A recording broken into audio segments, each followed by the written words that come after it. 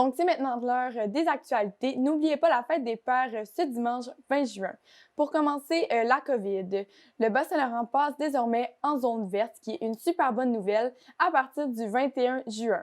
Pour les rassemblements dans les domiciles privés et les unités d'hébergement touristique à l'intérieur, à l'extérieur ou sur les balcons, un maximum de 10 personnes provenant de 3 adresses différentes ou les occupants de 3 résidences peuvent se rencontrer désormais. La distanciation physique et le port du masque sont fortement recommandés par contre. Les funérailles sont limitées à un maximum de 50 personnes, excluant les travailleurs de l'entreprise funéraire. Le port du masque est obligatoire. Pour les lieux de culte, un maximum de 250 personnes, le port du couvre-visage est aussi obligatoire, mais peut être retiré une fois assis. Pour les restaurants, un maximum de 10 personnes par table ou encore les occupants de 3 résidences. Même chose pour les bars. Par contre, il n'y a pas de danse ni de chant, puis la fermeture est à 2 heures du matin.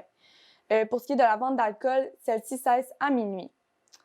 Par la suite, on poursuit avec les cinémas. Ils ont désormais une capacité de 250 personnes. Le port du couvre-visage est obligatoire, mais peut aussi être retiré lorsque la personne est assise en silence.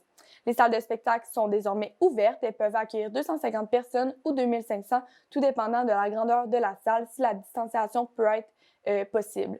Le port du couvre-visage est obligatoire, mais peut être retiré une fois assis. Dès le 25 juin, les festivals et autres événements pourront recommencer à l'extérieur. Loisirs et sports à l'extérieur sont permis dans les lieux publics. Des groupes de 50 personnes peuvent se rassembler pour des parties, des ligues, des compétitions et même des tournois. Un maximum de 50 spectateurs sont possibles sur chacun des plateaux. À l'intérieur, il est possible d'être 25 et même chose pour les plateaux, seulement 25 spectateurs. Pour plus d'informations, rendez-vous sur le site du gouvernement du Québec. On passe maintenant à la politique. Le CIS du Bas-Saint-Laurent annonce le lancement de sa politique de lutte contre la maltraitance envers les personnes aînées et toute autre personne majeure en situation de vulnérabilité.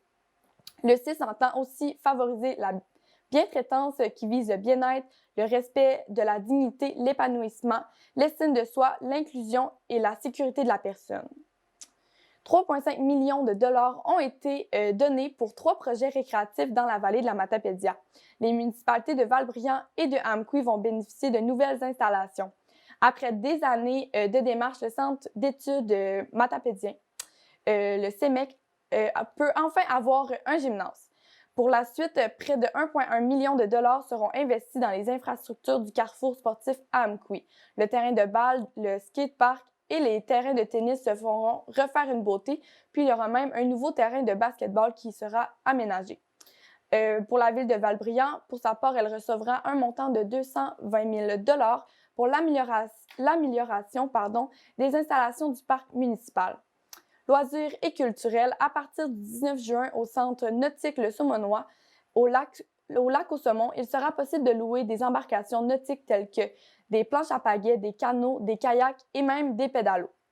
La nouvelle programmation de diffusion Mordicus est sortie. Il sera possible de voir Philippe Bond, Laurent Jalbert, Kae et bien d'autres. Vous pouvez même désormais vous procurer vos billets pour la tournée de Star Academy. Pour voir la programmation complète et vous procurer vos billets, vous avez juste à vous rendre au diffusionmordicus.ca. Maintenant, on passe à la Saint-Jean-Baptiste qui annonce le retour à la vie normale puisqu'il va pouvoir avoir des festivités. Voici la programmation pour chacune des municipalités. Pour Cause Abscale, jeudi le 24 juin, de 14h à 14h45, il y aura du yoga pour les parents et enfants au parc de la Pointe. Il faut s'inscrire par contre parce qu'il y a une capacité de personnes maximale. De 19h à 21h, des chansonniers comme Sébastien Caron seront sur le site patrimonial de pêche Matamachan à Cause Abscale, puis le vendredi 25 juin à 21h30, cinéma plein air québécois avec le film Père en flic au parc de la Pointe de Cause Abscale. Maintenant pour Sébec, jeudi le 24 se déroule une autre festivité au parc au tournant de la rivière. À 11h, des musiciens vont commencer à se promener dans les rues pour annoncer le début des festivités. À midi, il y aura un pique-nique familial. À 13h30, Beljade et la chocolaterie seront sur place. Puis à 18h, il y aura un spectacle extérieur avec Danny Wallet et Jacqueline Horte avec un feu, puis d'autres chansonniers. Pour ce qui est de Amqui, 23 juin à 17h, il y aura une descente de la rivière. Il faut réserver, c'est obligatoire. Il y aura des canots, des planches à pagaie disponibles sur place. Le départ est du camping d'Amqui. Pour le 24 juin, il y aura 3 spectacles de disponibles entre 13h30 et 16h. Pour vous, un peu partout dans la ville d'Amqui. Pour commencer, à l'Agora, il y aura le groupe À vous de juger.